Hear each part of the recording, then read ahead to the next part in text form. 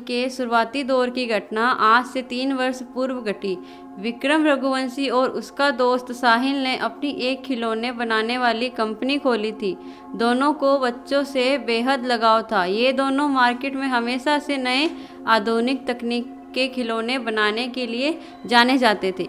भारत का सबसे पहला रिमोट कंट्रोल हेलीकॉप्टर खिलौना इन्होंने ही इजाद किया था। उस वक्त कंपनी में मीडिया के जमावड़े की तैयारियां चरम पर थी। कारण ये था कि विक्रम और साहिल की कंपनी ने एक अलग खास खिलौने का आविष्कार किया था। इस खिलौने की खासियत ये थी कि ये खिलौना मात्र एक मामूली खिलौना नहीं बल्कि बच्चों को लुभाने का जरिया था। ये खिलौना बच्चे से बात कर सकता था। उसके सभी जवाब उस खिलौने के डेटाबेस में मौजूद रहते। इसे एक तरह का छोटे रोबोट की तर्ज पर देखा गया था। ये खिलौना बच्चों से बात कर सकती थी, उनके साथ खेल सकती थी। ये खिलौना वह सब काम कर सकती थी जो बच्चे अपने दोस्तों के साथ करना पसंद करते हैं, अर्थात खेलना कूदना, उनसे बात करना। उसी दिवस विक्रम की बातें अमेरिका के एक टॉय कंपनी से बातचीत हो रही थी। विक्रम ने अपने कंपनी के इस खिलौने के अधिकार को अमेरिका कंपनी को ऑनलाइन बेच दिया। ये बात उसने साहिल को नहीं बताई थी। अगले दिन मीडिया साहिल और विक्रम से इस खिलौने के बारे में बात कर रहे होते हैं। यह फंक्शन में वह इस खिलौने की टेक्नोलॉजी को विस्तार रूप से समझा रहे होते हैं। इस इंटरव्यू और लॉन्च इवेंट का प्रकाशन पूरे विश्व भर में हो रहा होता है। भारतीय समय अनुसार जब शाम का समय प्रगति पर था, उसी वक्त अमेरिका से एक खबर आई जिसके तहत साहिल और विक्रम की कंपनी के इस खिलौने पर चोरी का आरोप लगा। खबर के मुताबिक वह खिलौना पेटेंट अमेरिका की टॉय कंपनी को जारी हुआ है। इसका साहिल को काफ़ी बुरा प्रभाव पड़ा था और उसने सुसाइड कर लिया था। इस खिलौने को बनाने में उसने काफ़ी मेहनत करी थी। वह पैसे से इंजीनियर था, लेकिन इस सदमे में वह नहीं रह पा रहा था। अब वह खिलौने की कंपनी के पूरी संपत्ति अकेले विक्रम के ही हो गई थी। साहिल को मरे हुए अब 3 साल हो चुके थे। विक्रम आर्थिक रूप से काफ़ी मजबूत हो चुका था। उसकी शादी भी हो चुकी थी। साहिल के हिस्से का भी उसने भुगतान करने को मना कर दिया था। एक दिन जब वह रात के 9 बजे अपने ऑफिस से घर की ओर निकल रहा था, तभी तो उसे अपनी रॉयल्टी के कागज़ ढूंढने ने, ताकि वह उन कागजात को अपने पास संभाल सके। इसी कागज़ को दिखावे के ही उसे अमेरिका की कंपनी ने रॉयल्टी देने का वादा किया था। वह कागजात ढूंढने लगा। ऑफिस से सभी कर्मचारी चले गए थे। उसे वह कागजात ढूंढने में काफ़ी समय लग रहा था। वह कभी कंप्यूटर के टेबल पर ढूंढता तो कभी कागजात पर निराशा मिली। उसने कागजात को ढूंढने के लिए हर दिन हर समय अपने ऑफिस के कार्य के बाद प्रयत्न किया, परंतु हर बार की तरह उसे इस बार भी मायूसी का सामना ही करना पड़ा था। वह इसके बाद लगातार डिप्रेशन की स्थिति में ग्रस्त हो रहा था। अमेरिकन कंपनी अब उसके रॉयल्टी पर भी ब्रेक लगाने में सक्षम थी। यह उस कंपनी का नियम था कि जिसे भी वह रॉयल्टी देगी उसे हर 3 साल बाद रिव्यू करवाना होगा, जिसके लिए उसे एग्रीमेंट के कागजात दिखाने होंगे। वह अब कागजात ढूंढते ढूंढते हुए हार चुका था। उससे इस बात का डर रहता है अब उसे रॉयल्टी नहीं मिलेगी।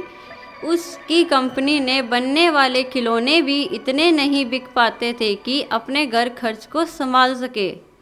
उसने सोचा कि वह कंप्यूटर में सेव फाइल में से समझकर वैसी डॉल को बनाएगा ताकि उसकी कमाई हो जाए। तकरीबन 2 से 3 महीने उसने घर में न जाने का फैसला किया। उसने अपना फैसला अपनी पत्नी को बता दिया था। इन 3 महीने में उसे अमेरिकी कंपनी से मैसेज आ गया था कि वह उसे रॉयल्टी नहीं दे पाएंगे। ये फैसला उसके लिए हैरान कर देने वाला नहीं था, क्योंकि इस निर्णय से वह पहले से ही वाकिफ था। अपनी कड़ी मेहनत के बाद उसे अपने कार्य पर सफलता मिली। खिलौना बना दिया। उस खिलौने में आधुनिक वक्त के मुताबिक कुछ नए तकनीक का भी इस्तेमाल किया गया था। अपने परीक्षण में सफल होने के बाद विक्रम बेहद खुश था। इतने महीने के मेहनत के बाद विक्रम अपने घर जा रहा था। उसका बच्चा भी उसके इंतज़ार में राह देख रहा था। विक्रम अपने घर की ओर निकलते हुए विक्रम ने खुद से बनाया हुआ खिलौना अपने बच्चे के लिए ले जाना मुनासिब समझा। विक्रम ने सोचा कि अब उसकी ज़िंदगी बदल जाएगी, फिर वह खुशी से भरा जीवन व्यतीत करेगा। लेकिन उसे क्या मालूम था कि ये खिलौना उसके वर्तमान में एक बुरे लम्हे का आगाज़ होगा। जैसे ही वह गाड़ी में उस खिलौने को लेकर बैठा, उसके साथ अजीब घटना घटित होने लगी।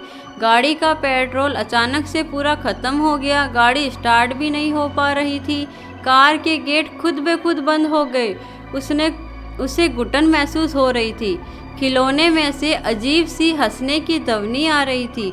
ये हंसी की आवाज़ विक्रम के कानों में दर्द पैदा कर रहा था।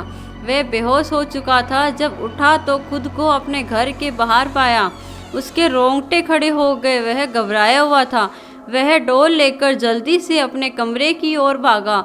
उसे ऐसे देखते हुए विक्रम की पत्नी डर गई थी और बच्चे ने हाथ में डोल देखी तो वह भी अपने पापा की तरफ नन्हे कदमों से दौड़ा। विक्रम ने वह डोल झट से अलमारी में छुपा दिया और उसका ताला लगाकर चाबी अपने पास रख ली। उसने यह सब होने के बाद तुरंत कंपनी के मैनेजर को फ़ोन किया और उस खिलौने को बनाने से रोकने को कहा।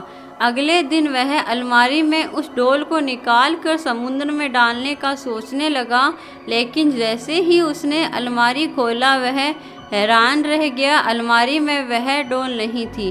वह चिंतित हो गया। वह जल्दी से तेज़ रफ्तार में भागा। वह अपने बच्चे को ढूंढ रहा था। उसे जो डर था वही हुआ, जिसका बच्चा उसी डोल के साथ खेल रहा था। विक्रम अपने बच्चे से डोल खींचकर ले गया। वह डोल उसके हाथ में आते ही वही अजीब हंसी के साथ हंसने लगा। मेरे से पीछा नहीं छुड़ा पाएगा विक्रम। मेरी मेहनत को तुमने चंद पैसों के लिए बेच दिया। यह आवाज़ किसी अन्य की नहीं बल्कि साहिल की थी। विक्रम काफ़ी भयभीत हो चुका था। उसने वह डोल समुद्र में फेंक दिया, लेकिन इसके बावजूद साहिल की आवाज़ सुनाई दे रही थी। ये आवाज़ उसे पागल कर दिया था।